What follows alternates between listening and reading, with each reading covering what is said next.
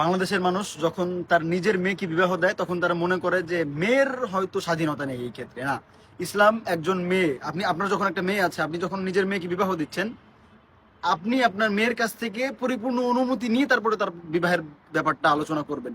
আপনি নিজের মেয়ের জন্য যদি ছেলে দেখেন, ছেলে দেখবেন, ছেলে দেখার পর ওই ছেলের সম্পূর্ণ বর্ণনা না হোক, ছেলের বেসিক যতটুকু বর্ণনা সেটা আপনার মেয়ের সামনে দিতে হবে।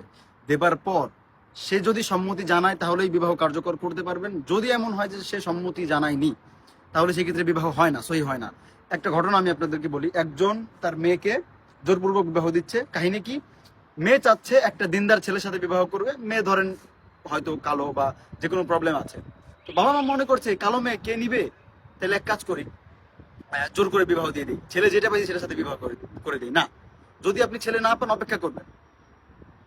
আপনার নিজের মেয়ের অনুমতি, যেহেতু বালেগা, যেহেতু সে প্রাপ্ত বয়স্কা, তার অনুমতি ছাড়া বিবাহ দেওয়ার আপনার সুযোগ নেই। হ্যাঁ, আপনি যেহেতু পিতা, আপনি তাকে বিবাহ দিতে পারেন, নো প্রবলেম। বাকি তার অনুমতি নেওয়াটা ইসলামে আবশ্যক। সে যদি অনুমতি না দেয়, সে যদি রাজি না থাকে, ওই বিবাহ সম্পূর্ণ হবে না। এটা আপনি আপনি আপনার যদি আমার কথা যদি বিশ্বাস না হয়, তাহলে আপনি আপনার মাদ্রাসার বা আপনার এলাকার আশপাশের ইমাম সাহেব, খতিব সাহেব, যে কারো কাছ থেকে জিজ্ঞেস করে নেন যে একটা বালেগা বা একটা প্রাপ্ত বয়স্কা একটা মেয়ের অনুমতি ছাড়া তার বিবাহ হয় কিনা, তার বিবাহ সহি হয় কিনা।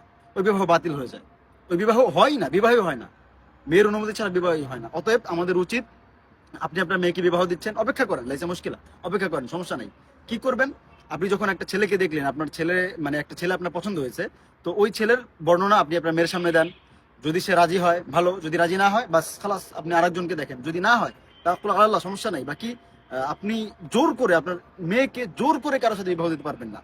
আর যদি সে বলে যে না আমার একটা দিনদার ছেলে প্রয়োজন, তাহলে তো নুরুন আলা নূর, তাহলে তো তার অনুমতি ছাড়া আপনি বিবাহ দিতেই পারবেন না। এই বিষয়টা আপনারা একটু নিজেদের ইমাম খতিব সাহেবদের কাছ থেকে একটু ক্লিয়ার হয়ে নেবেন ইনশাআল্লাহ।